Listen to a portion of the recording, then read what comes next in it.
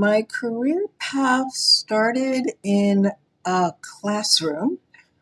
I was a high school math and science teacher. Biology was my favorite. It continues to be my favorite just because I just love opening the eyes of students to the wonders of nature and really reminding them that they are part of this cycle of life. It always elicits such wonderment. So after about 7 of the hardest years of my life, I decided that I wanted a bigger impact than I could have in a classroom with 25 to 30 students.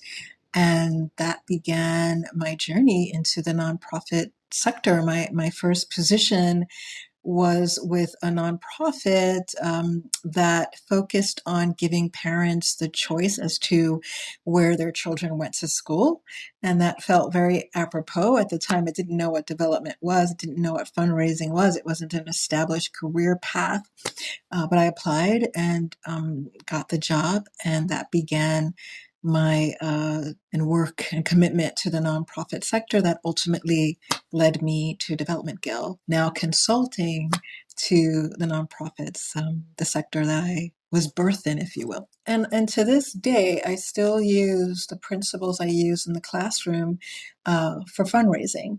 I think the biggest lesson I learned is that people learn in different ways. People hear in different ways. People take in information in different ways. And so whenever I speak to clients and or donors, I'm always mindful of how best to communicate with them in a way that they can hear and not necessarily assume that what worked for one person, client, donor, or candidate is going to necessarily work for another. So being a teacher really attuned me to paying attention to people and what they need.